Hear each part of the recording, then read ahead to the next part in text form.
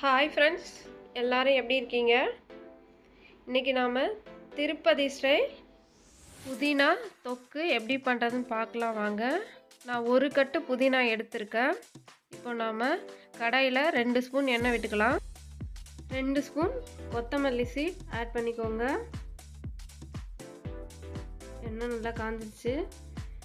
2 spoon நான் add பண்ணிக்கிறேன். இதில் ஒரு 1/4 ஸ்பூன் சீரகம் ஆட் பண்ணிக்கோங்க. இது சாதம், இட்லி, தோசை எல்லாத்துக்குமே சூப்பராக இருக்கும். 2 ஸ்பூன் உளுந்து. இந்த டைமில் நீங்கள் ஃப்ளேமை ஸ்லோவில் வச்சுக்கோங்க, அப்படி இல்லைன்னா சீக்கிரமாக உங்களோடது கருகிடும். இதை நல்லா கொஞ்சம் கிளறி விட்டுக்கோங்க.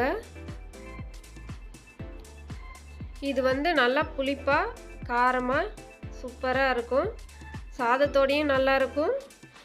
ஆஃபீஸ் போகிறவங்களுக்கு இது ரொம்ப ஈஸியாக இருக்கும். செஞ்சு நீங்கள் ஃப்ரிட்ஜில் வச்சுக்கிட்டீங்க அப்படின்னா ஒரு 10 to 15 days நீங்கள் யூஸ் பண்ணலாம்.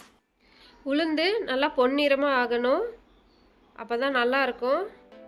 இதில் நான் 10 மிளகா எடுத்திருக்கேன், குண்டூர் மிளகா. ஒரு கட்டு கீரைக்கு இது கரெக்டாக இருக்கும். இது ஸ்பைசியான மிளகா. நீங்கள் ஸ்பைஸஸ் கம்மியாக இருக்கிற மிளகாவை எடுத்தால் இன்னும் கொஞ்சம் எக்ஸ்ட்ரா ஆட் பண்ணிக்கோங்க. இதை நான் மிக்ஸி ஜாருக்கு மாற்றிக்கிட்டேன்.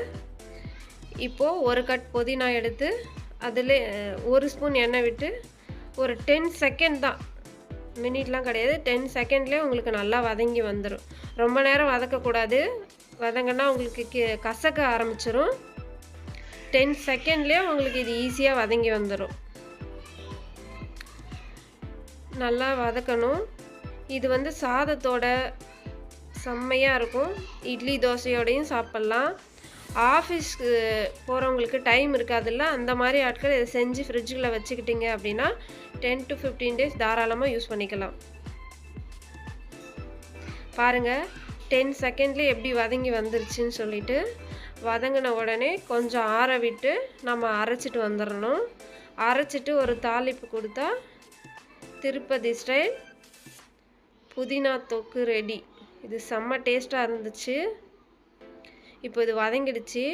நான் மிக்சிக்கு மாற்றிக்கிறேன். மாற்றிட்டு இதில் ஒரு பாதி எலுமிச்சம்பழம் சைஸ் புளி எடுத்து ஆட் பண்ணியிருக்கேன். இந்த அளவு ரொம்ப பர்ஃபெக்டாக இருந்துச்சு. ஒரு 1/2 ஸ்பூன் உப்பு, கல்லுப்பு மோஸ்ட்டாக யூஸ் பண்ணுங்கள், நல்லது.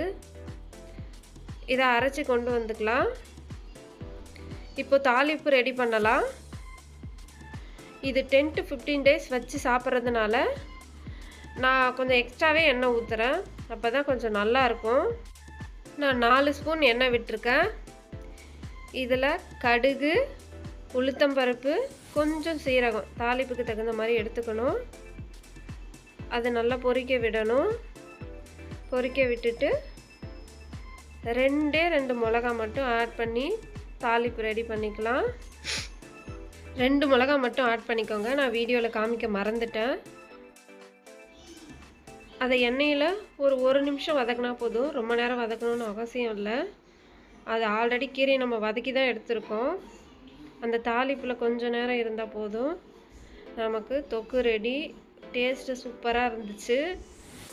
நீங்களும் இதை ட்ரை பண்ணி பாருங்கள். இது எப்படி இருந்ததுன்னு சொல்லிவிட்டு கமெண்ட்டில் சொல்லுங்கள். என்னோடய சேனலை லைக் பண்ணுங்கள், சப்ஸ்கிரைப் பண்ணுங்கள், உங்கள் ஃப்ரெண்ட்ஸுக்கும் ஷேர் பண்ணுங்கள். தேங்க்யூ.